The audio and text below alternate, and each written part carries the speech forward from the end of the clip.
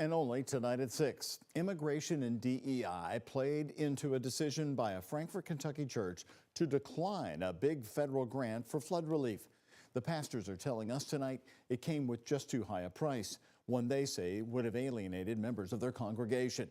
WHAS 11's political reporter Isaiah Kim Martinez and our chief photojournalist Philip Murrow are in the state capitol. We had to gut the carpet out of here. This is all now brand new carpet that's down. It's taken time, but First Baptist Church in Frankfort has bounced back from the historic floods that rushed through its doors last April. There were 8 inches of water sitting in this building, leaving more than $1 million worth of damages in its wake. Tile and anything that was down on the floor had to be taken out. Co-pastor Justin Sizemore shows me areas like the sanctuary are largely back to normal, but other parts of the church still need repairs. The federal government offered financial help, but the church turned it down.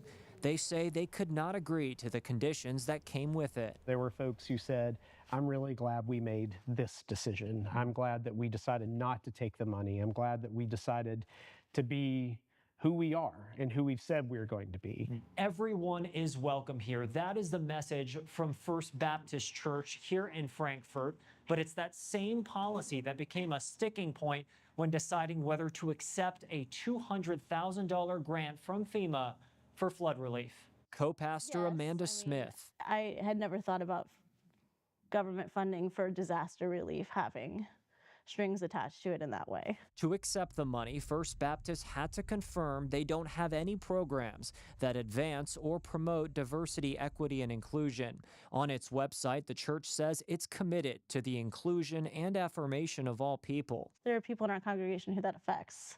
What does it say to them if we say, well, for money, we'll change our minds about this? We wouldn't do that.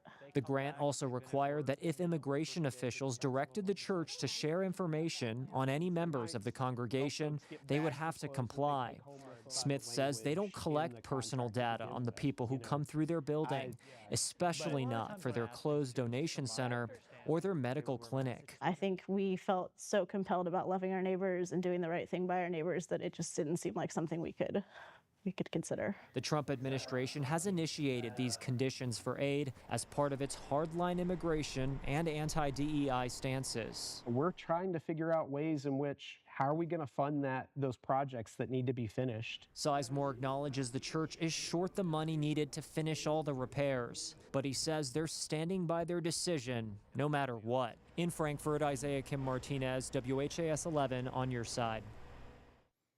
Last Friday, we reached out to FEMA and the Department of Homeland Security for comment on our story and their terms for this grant money. As of this newscast, we have not yet received a response.